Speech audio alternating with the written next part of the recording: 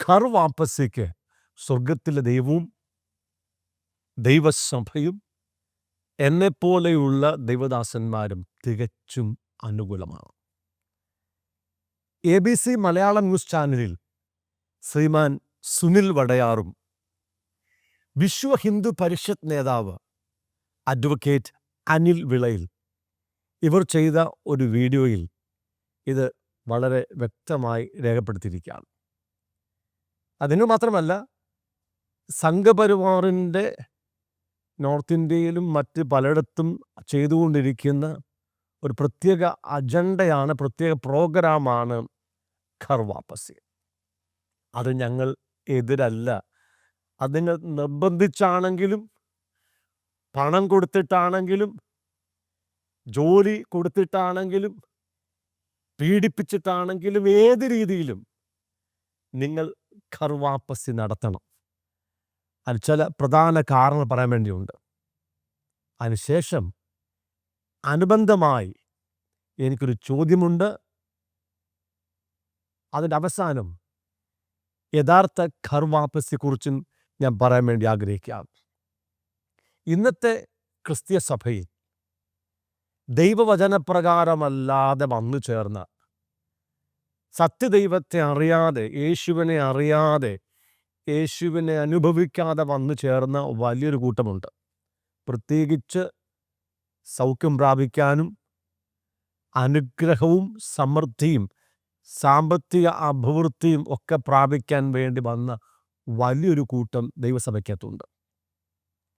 അവരുടെ ലക്ഷ്യം സമൂഹത്തിൽ മാന്യമായ സ്ഥാനം വേണം, സാമൂഹികമായ പല കാര്യങ്ങളും നടന്നു കിട്ടണം, വിവാഹം നടക്കണം, മരിച്ചാൽ അടക്കം ചെയ്യപ്പെടണം. ഇങ്ങനെ പലവിധമായ കാഴ്ചപ്പാടിൽ ദൈവസഭയ്ക്കകത്ത് വന്ന വലിയൊരു കൂട്ടം ജനം ഇന്നുണ്ട്.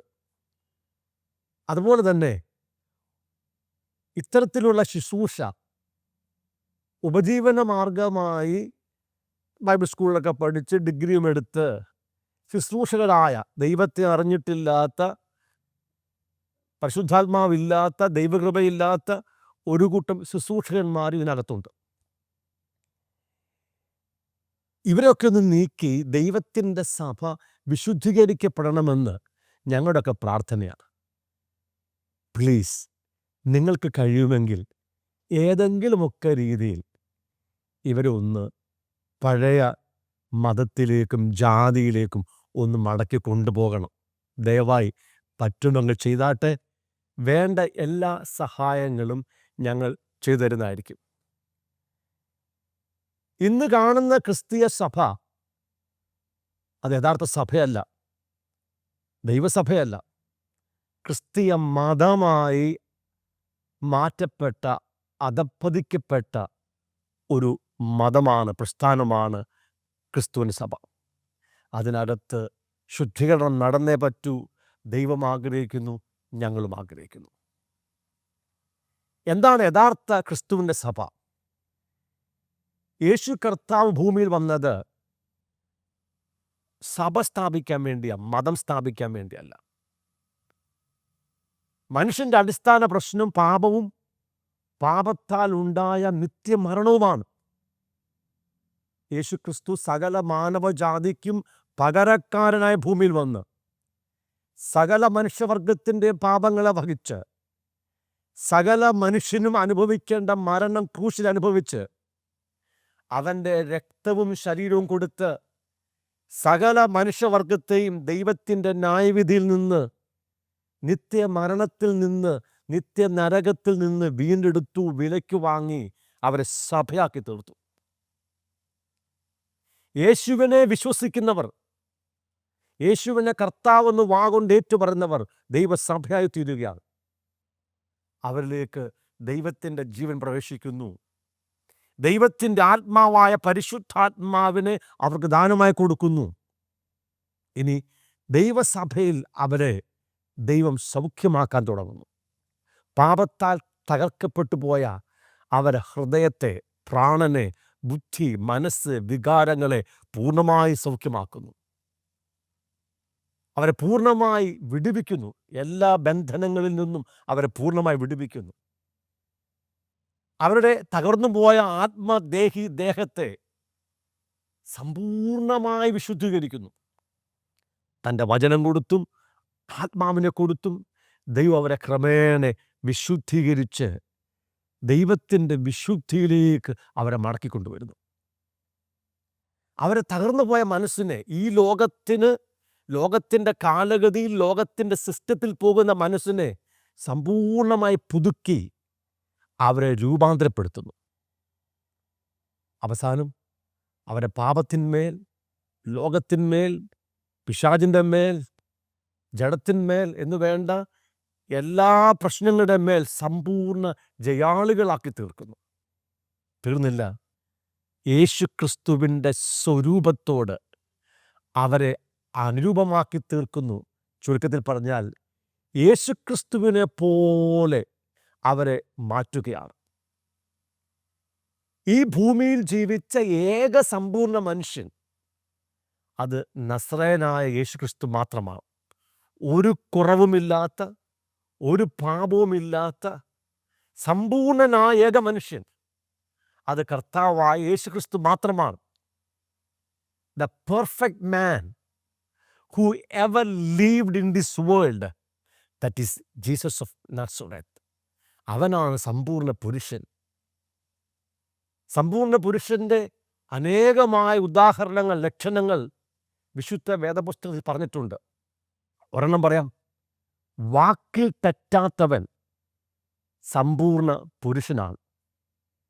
നമ്മളൊക്കെ ഓരോ മണിക്കൂറിലും വാക്കിൽ തെറ്റും, വാക്കും മാറും.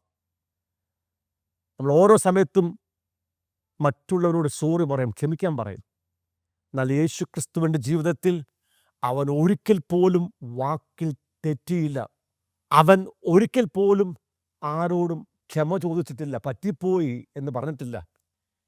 ക്രൂശിൻ്റെ കഠോരമായ പീഡനത്തിൽ കിടക്കുമ്പോഴും അവൻ്റെ വാക്കുകൾ സ്ഫടിക തുല്യം വ്യക്തമായിരുന്നു.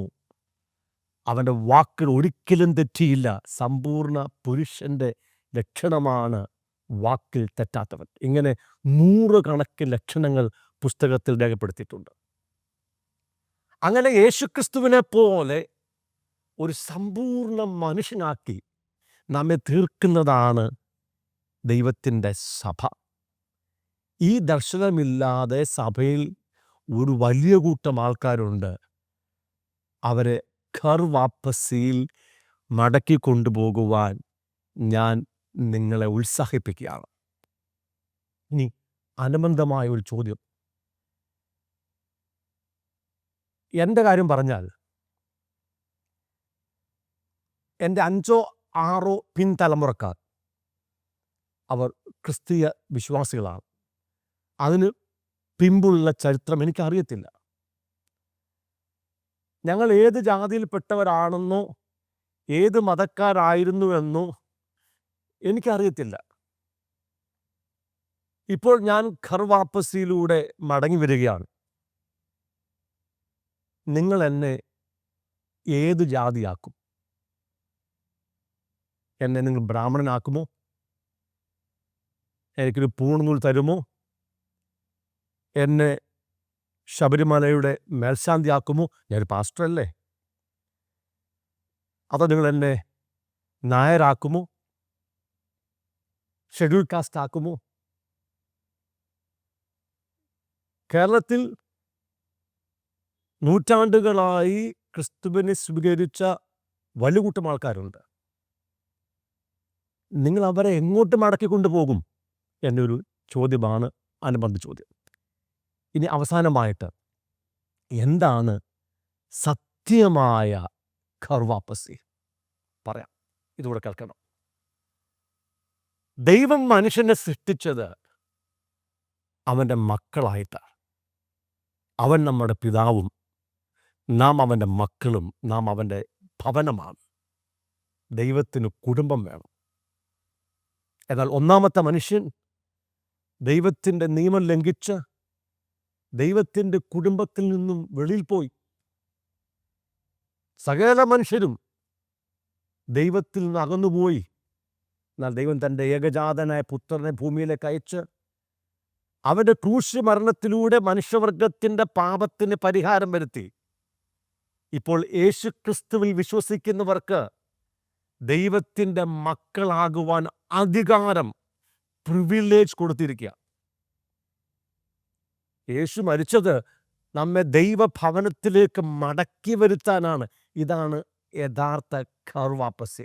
പിതാവിൻ്റെ ഭവനത്തിലേക്ക് മടങ്ങി വരണം. അതിന് വേറെ ഒരു മാർഗവും ഈ ഭൂമിയിലില്ല. ഉണ്ടെങ്കിൽ നിങ്ങൾ എന്നോട് പറയൂ.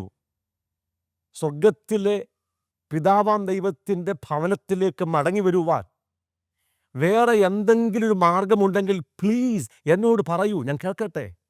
യേശു പറഞ്ഞു, ഞാൻ തന്നെ വഴി, ഞാൻ തന്നെ സത്യം, ഞാൻ തന്നെ ജീവൻ. എന്നിലൂടെ അല്ലാതെ ആരും പിതാവിൻ്റെ അടുക്കലേക്ക് മടങ്ങിച്ചെല്ലുന്നില്ല.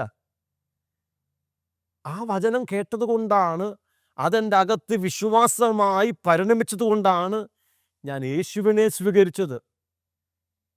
ഞാൻ യേശുവിൻ്റെ അനുയായിയായി തീർന്നത്, ക്രിസ്ത്യാനിയായി തീർന്നത്. അതൊരു മതമല്ല, മാർഗം. എന്താ മാർഗം? പിതാവാം ദൈവത്തിങ്കലേക്കുള്ള മാർഗം, സത്യമാർഗം. അതാണ് യേശു. പ്രിയമുള്ളവരെ, ഈ കർവാപ്പസിയിലേക്ക് ഞാൻ നിങ്ങളെ എല്ലാവരെയും സ്വാഗതം ചെയ്യുന്നു.